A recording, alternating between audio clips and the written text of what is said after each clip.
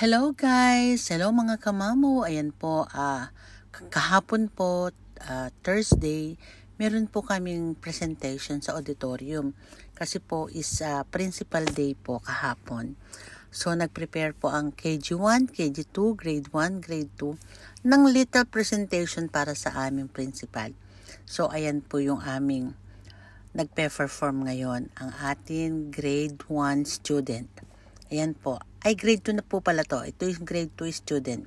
Tingnan po natin. At habang po nagpe-perform ang mga bata is nandiyan din po ang aming mga principal at saka head ng school. Supervisor, head teacher, at assistant supervisor, but assistant principal, but any department. Kasi po, maraming department ang school namin. Meron pong KG department, meron po diyang assistant principal or vice principal.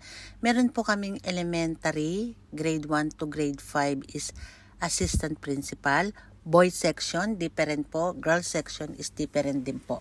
Kaya po meron kaming limang assistant principal or vice principal and 1 principal overall. Kasi po hindi po kakayanin ng isa lang na principal ang gagawa lahat dahil malaki po yung school. By department po, nakasara yun. Ng department ng KG, department ng elementary, department ng middle, ibig sabihin po ng middle, high school, at saka po yung high school. Yun po, ganun po kasi sa amin. Kaya marami po talaga ang vice principal at andyan po sila. At ang mga teachers, ang mga estudyante, ayan po, di ba po? Ang dami nila. Ang dami po namin dyan, puno-puno po yung auditorium. Sandali lang po kami kasi meron pa pong presentation ang high school. Pagkatapos po namin is pumalit po yung mga high school. So, ganun po yung ginawa namin. Ayan. So, tignan nyo naman sila, di ba? Ayan.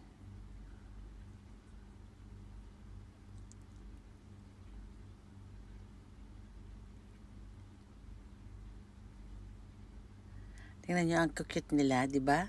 Habang nagpe-perform sila, ang cute nila. Tingnan naman ninyo, oh. Cute na cute nga ako sa kanila kahapon, kaya binidyohan ko sila. At saka nagpa-video din po yung grade 2B kahapon para isend po sa group ng NAS school group. Ayan po, tingnan nyo naman. Ang cute. Grade 2 lang po yan. Ayan ang aking mga estudyante sa ibaba. May mga teacher, boys section, may mga staff. Ayan po. Tingnan nyo.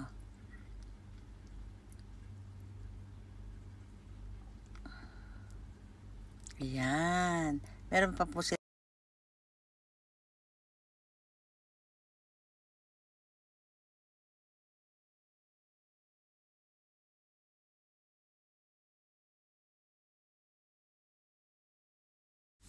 At meron pa rin po sila na message sa aming punong guro, sa aming principal. Ayan po. Tingnan nyo, di ba? Meron sila. Tuwan-tuwa yung aming punong guro. Salamat po!